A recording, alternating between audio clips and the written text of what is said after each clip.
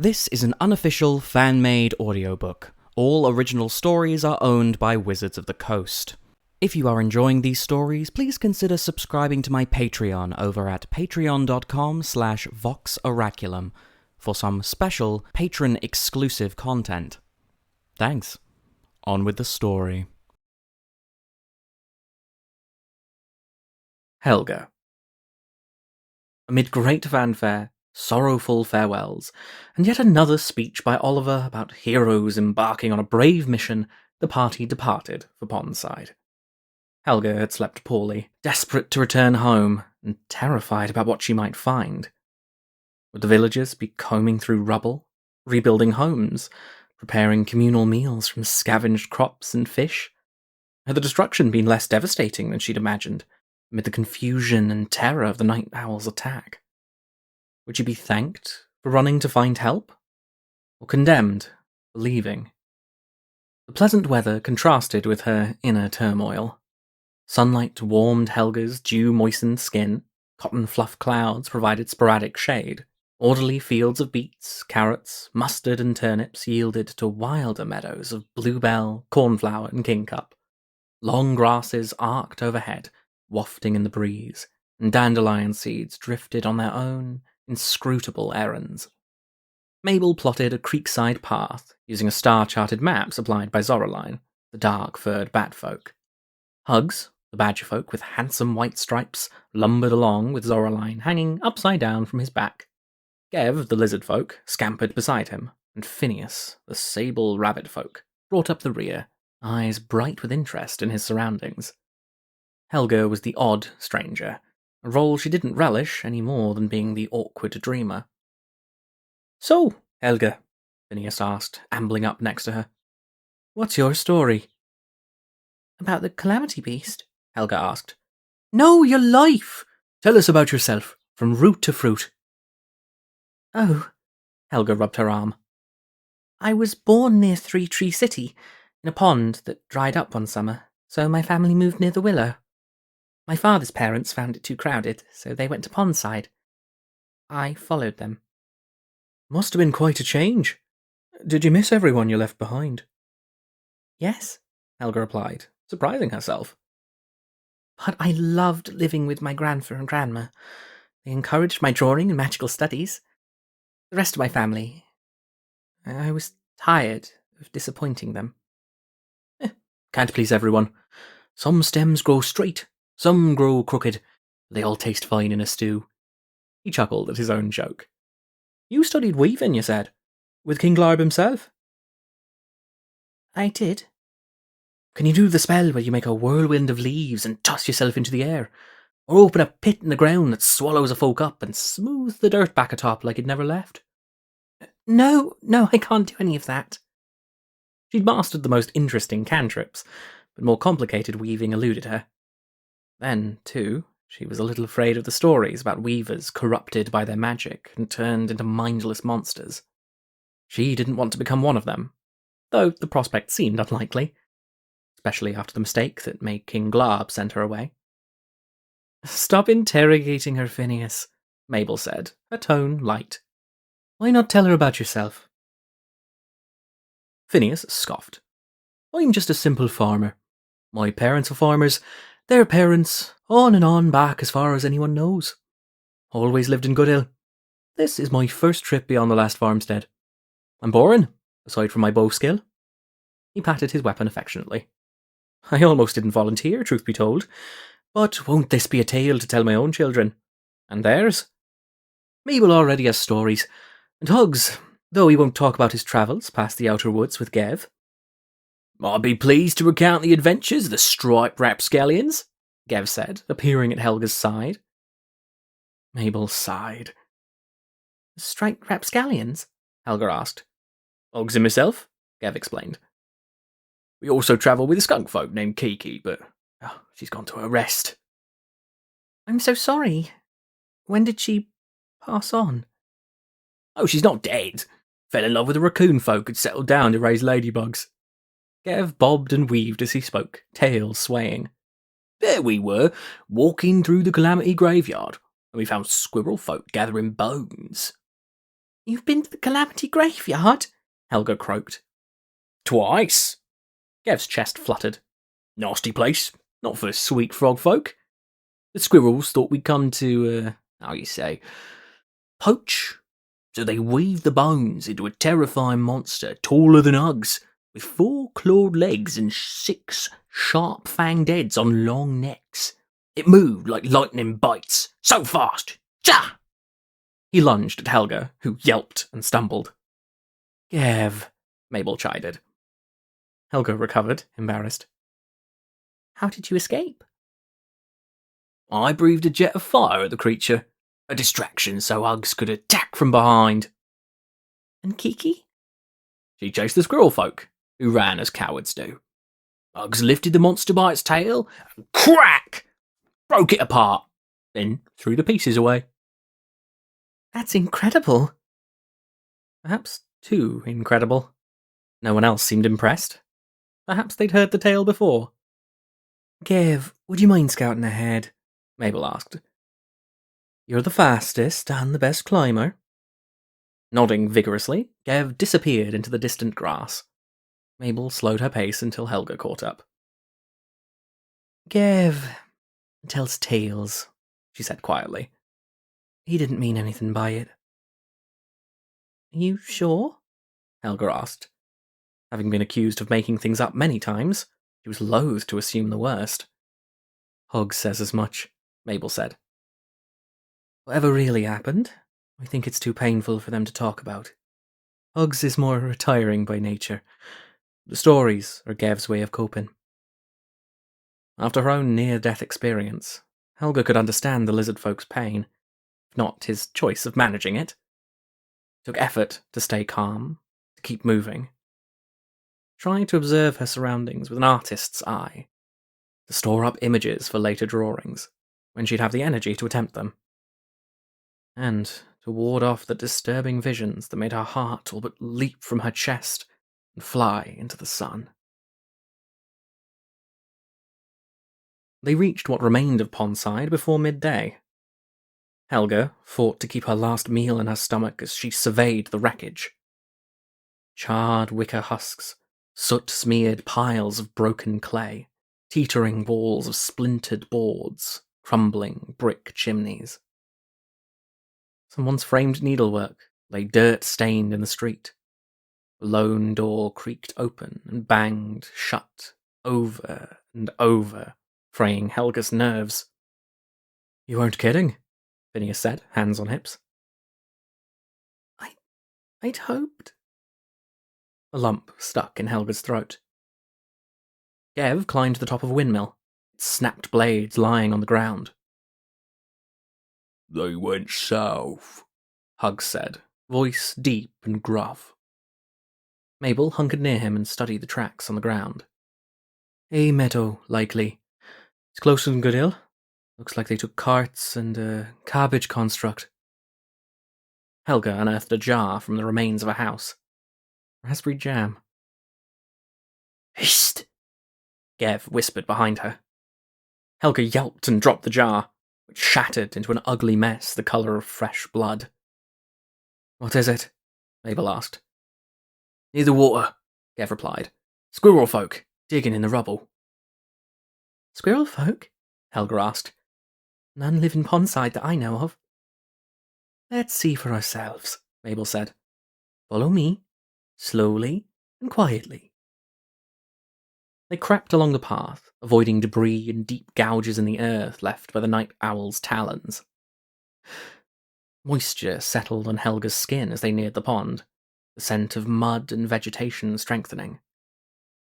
Her memories of passing time there, sketching or pondering her troubles, gained the same hazy quality as heat shimmer on the water's surface.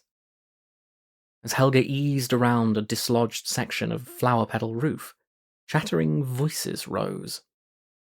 She couldn't understand them till she was close enough to see the squirrel folk, one slate grey and the other redder than Mabel. They both wore black clothing adorned with bones, one a hooded cape and a leaf skirt, the other a robe whose ragged hem swept the ground. Both dug through the remains of a frog folk's home. Not Helga's, though. Oh, Pond scum, had that been destroyed too?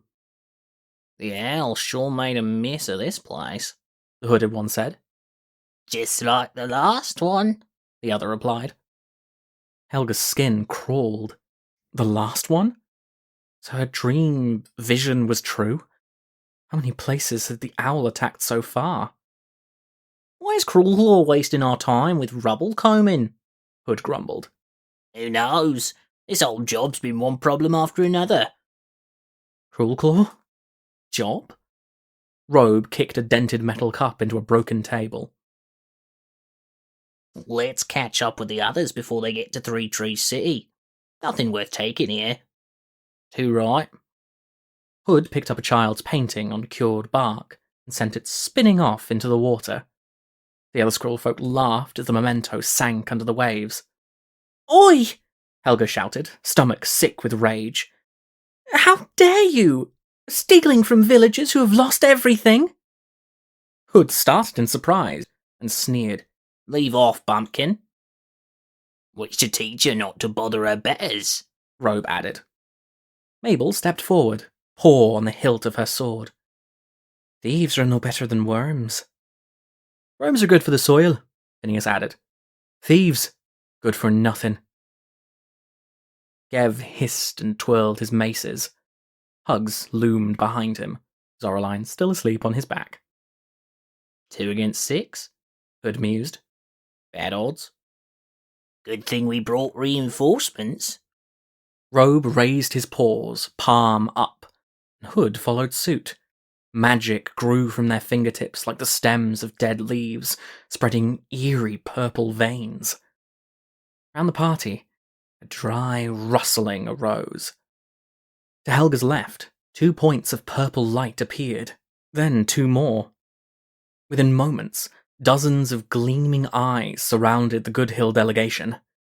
Creaking, crackling figures stepped into the sunlight, skeletal forms limned with the same leaf figures conjured by the squirrel folk. Necromancers, Gev spat. Zoraline sputtered awake. What? Who? Helga's blood chilled. Mabel slid in front of her, wielding her fang sword and a small iron sap shield emblazoned with a 5-petaled mallow flower. The necromancers flicked their paws at their opponents, and the skeletons scurried to obey. Ratfolk snapped yellowing, broken teeth at Helga as it advanced. Mabel blurred to the left, her magic obscuring her movement.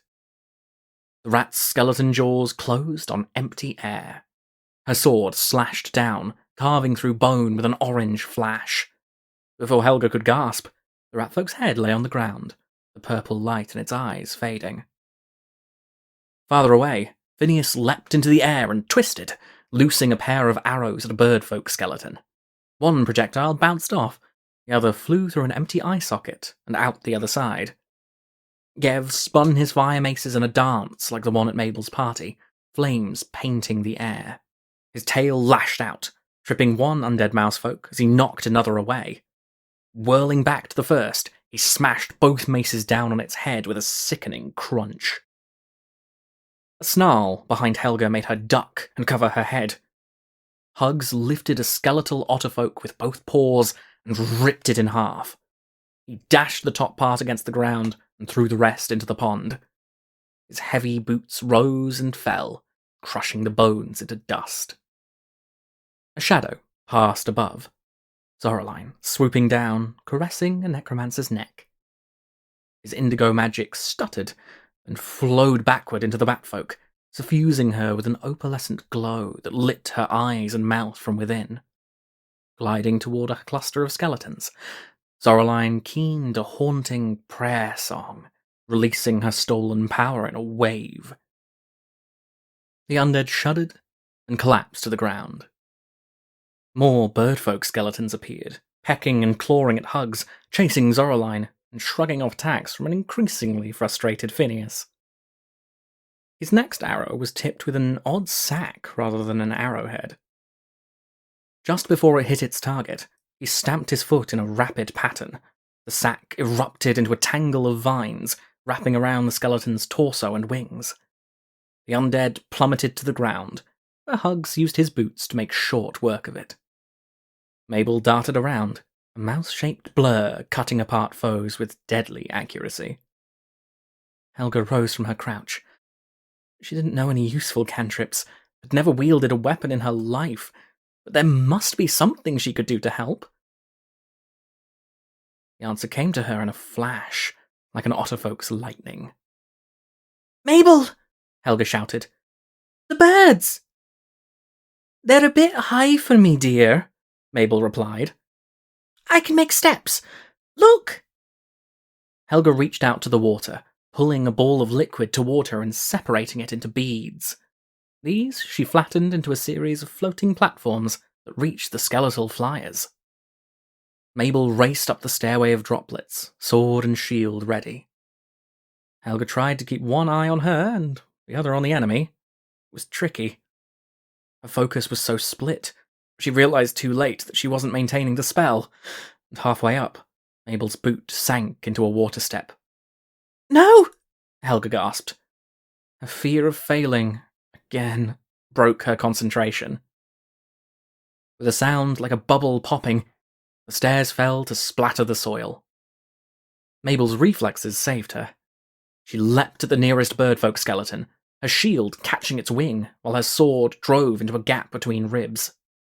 The undead plummeted, scraping along the ground with Mabel clinging to its side. She wrenched her sword free and brought it down on the creature's spine. Her blade flared orange as it cut through bone like a knife through paper. Quiet fell over the battlefield. Hugs rolled his shoulders and grunted. Zoraline landed beside him, folding her wings around her. Phineas kept 2 arrows knocked, but pointed down. Gev slapped a skull with his tail, sending it tumbling toward the pond.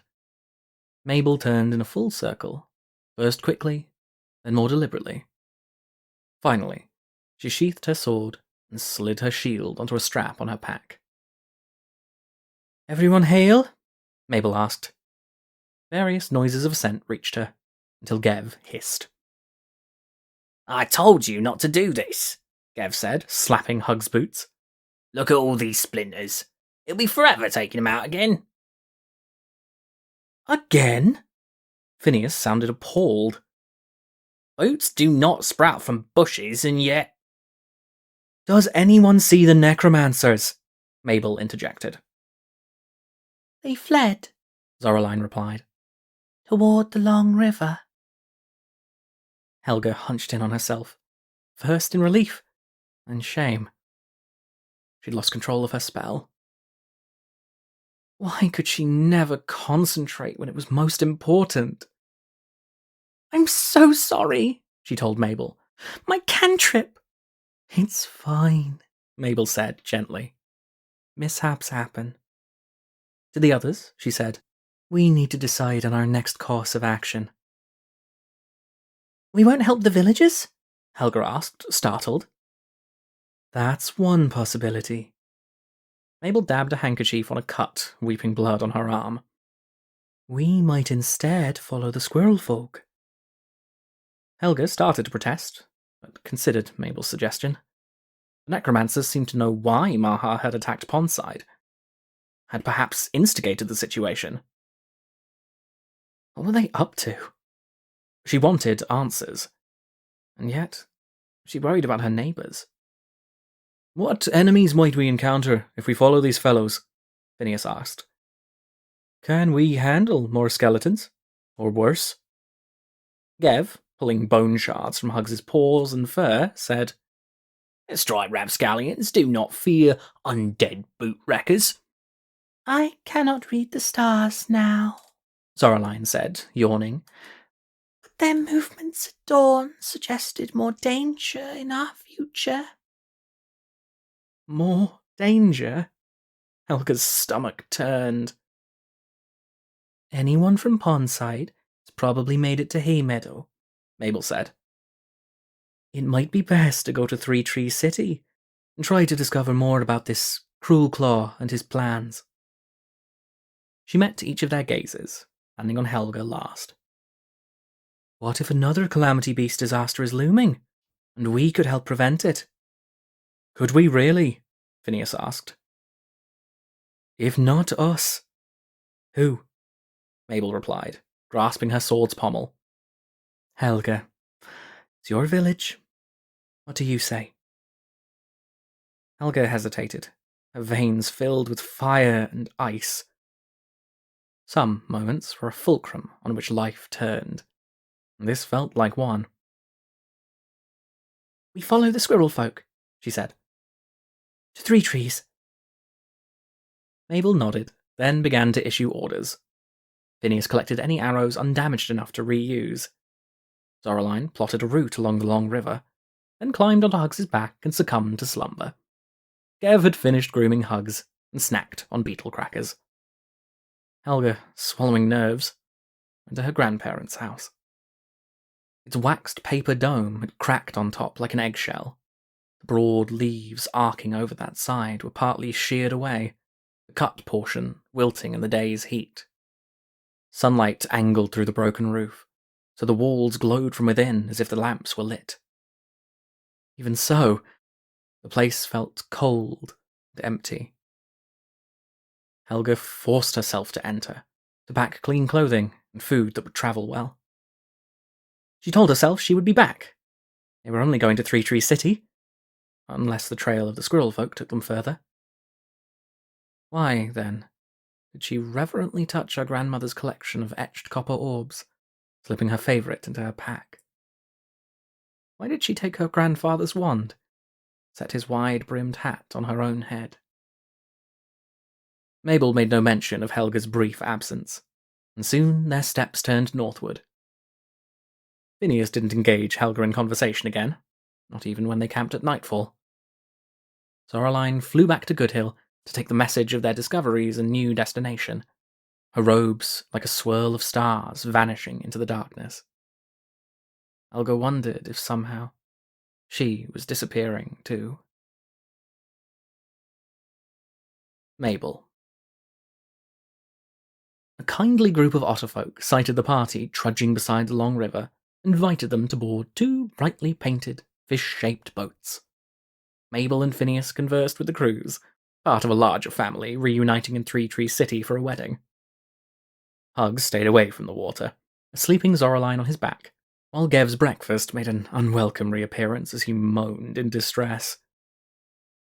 Helga stared forlornly at the frothy wake with a pencil in one hand and her journal in the other.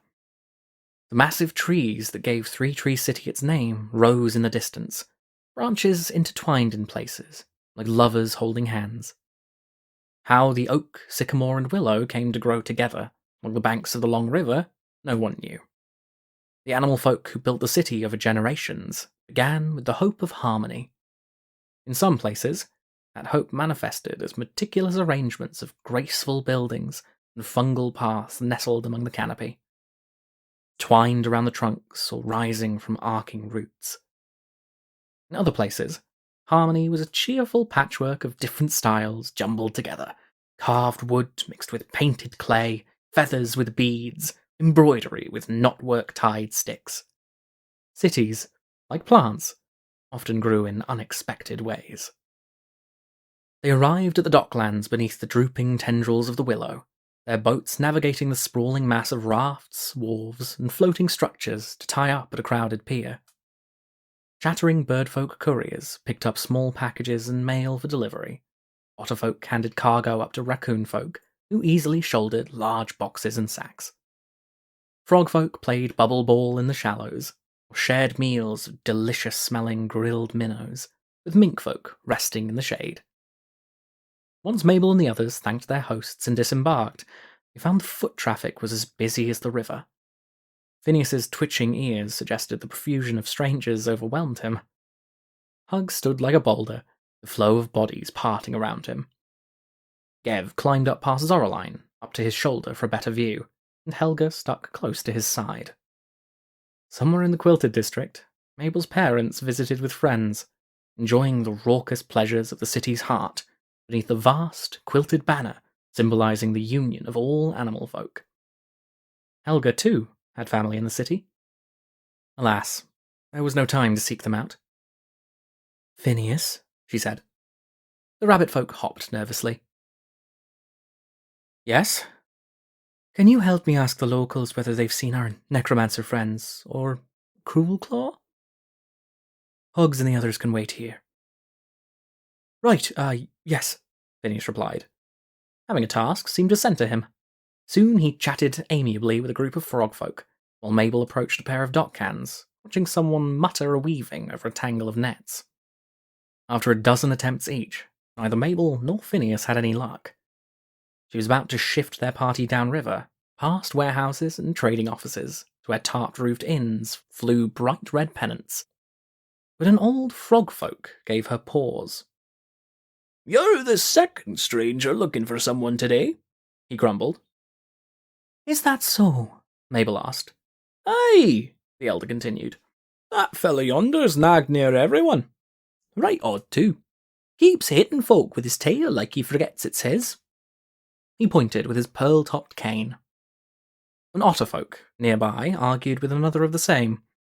His black fur was streaked with white, his posture stiff. He wore a red sash and blue tunic, strange goggles perched on his head. A single copper bracer adorned his right arm, while a strip of white fabric was tied around his left wrist. I assure you, he said, this situation is infinitely more irritating to me than it is to you. Is it now? The other otterfolk replied. You can't even tell us what kind of animal folk he is. As I said, he may be wearing a blue cloak. Maybe, a weasel folk repeated. And he has distinctive tattoos. Tattoos? Someone else chimed in. What are those then? The stranger sighed.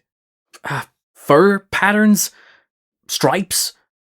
2 white lines running from his mouth to his chin, and others on the side of his cheek, face.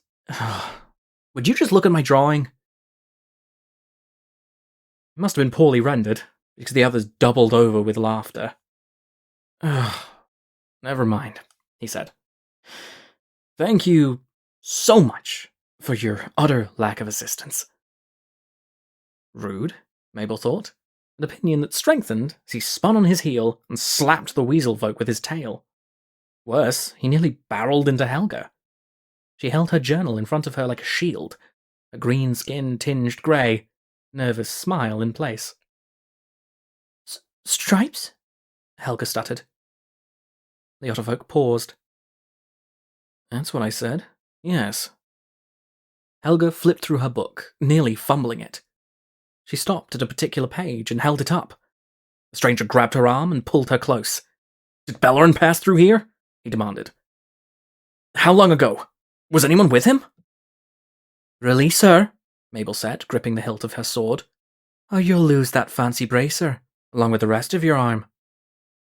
A spark of lightning flashed across the otterfolk's grey-blue eyes. He released Helga and stepped away. Don't tempt me, he said. I've been wandering this infernal place for days, and your friend is my first lead. Her name is Helga, Mabel said coolly. I'm Mabel. And you are? Ral, he replied. Ral Zarek. I'm looking for someone named Jace Bellerin. Mabel peeked at Helga's journal. The frogfolk had drawn a face. A foxfolk.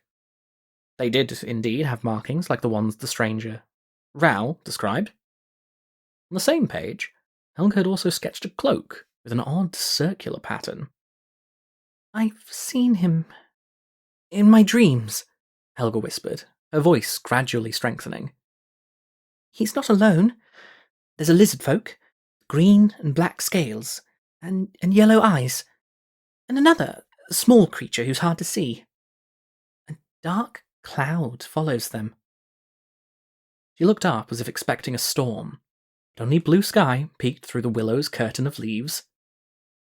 You're sure? Ral asked. Helga hesitated, then bobbed her head. Mabel wondered how many times her visions had been doubted, by Oliver and others, for her to be so shy about sharing them. What is he doing here? Ral muttered. A lizard. Not a snake. Could it be... Mabel had no idea what he was on about, but it wasn't Cruelclaw. She needed to move along before the trail grew colder. "If you'll excuse us," Mabel said, "we'll be on our way. Best of luck finding your friend." She guided Helga toward the others. "Oh, no, you don't," Ral said, striding beside her. "You're not going anywhere until the frog gives me answers." The nerve! "Helga has her own business to mind, thank you kindly." She was interrupted by Helga, who said, in a quiet voice, "You believe me?" Helga rubbed his whiskers with one paw. "I believe the evidence of my own eyes. Right now, you're my only link to Bellerin, so I'm not letting you out of my sight." Before Mabel could reply, mussel alarms clattered upriver. Dockhands dropped their work and bellowed commands at each other, rushing about, clearly agitated. Some produced ropes and tied down loose crates and barrels, securing them to rings embedded in the wooden floorboards, or the decks of the boats. Others did the same for the boats themselves, lashing them to the piers or each other, like a raft of otterfolk holding paws. "What's happening?" Ral asked, sliding his goggles down over his eyes. "I'm not sure." Mabel tried to hail a raccoon folk racing past, but they ignored her. Phineas pointed. "My lands, look at the water." The river had risen well past the high tide marker on a nearby piling, and continued to swell, quickly overflowing its banks. Waves crested over the quay, up through the cracks of the boardwalk, lapping first at Mabel's boots, then her legs. The boats tied together strained and tugged at their moorings, while the unsecured ones spun away downriver. A few crashed into each other, hulls cracking like nuts. "Something comes!" Gev shouted, balanced atop Hugs's head. A sinuous form moved below the water's surface, silver scales glinting in the dappled sunlight. Like minnows and guppies, this fish was so long Mabel couldn't see its tail, or even its dorsal fin. Magical markings glowed along its side, their rosy hue warped by the roiling currents. A huge wave lifted the creature so it loomed above the docklands. Baleful eyes burned with power, and a long mouth gaped to reveal rows of wickedly sharp teeth. "The Floodgar!" Helga screamed.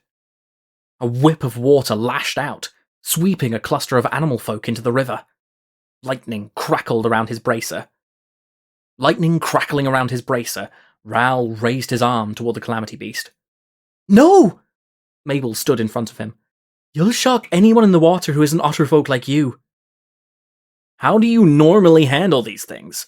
he retorted. "Oh, there's nothing normal about this."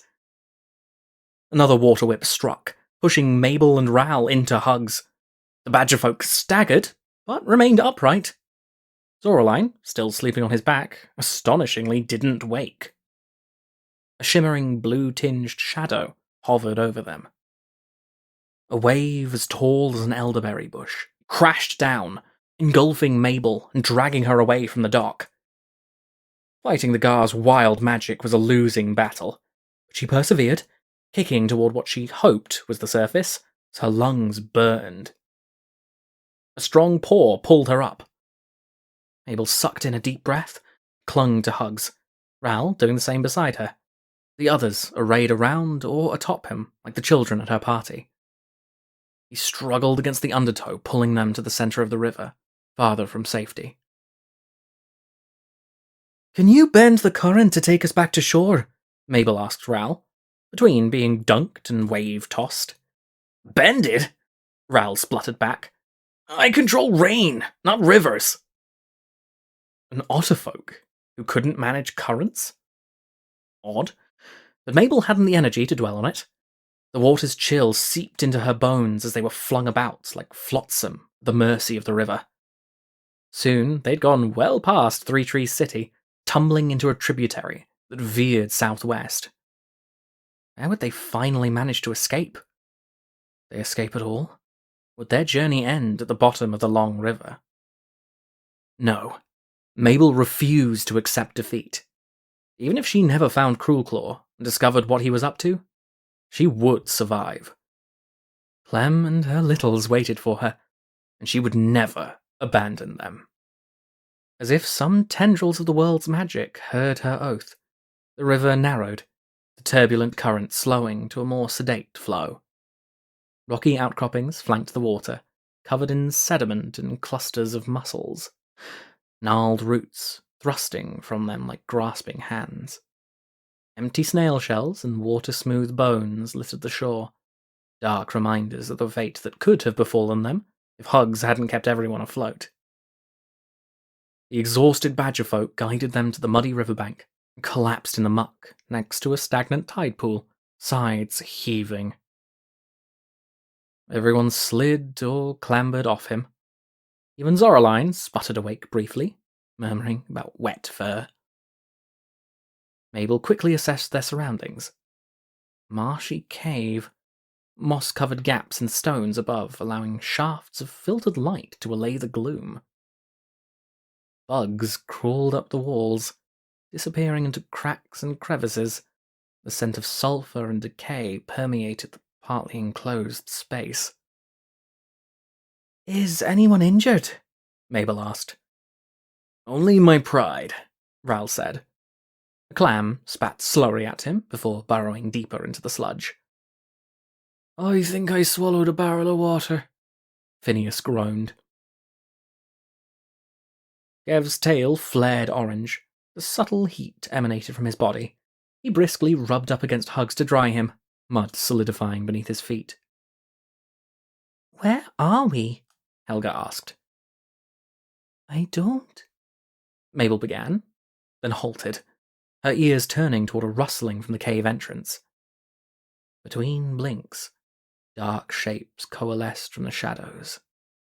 A mischief of ratfolk, garbed in hooded cloaks, surrounded the party, pointing wickedly curved daggers, bladed staves at them. "Outsiders," a ratfolk hissed. "You are not welcome here. Leave, or face dire consequences."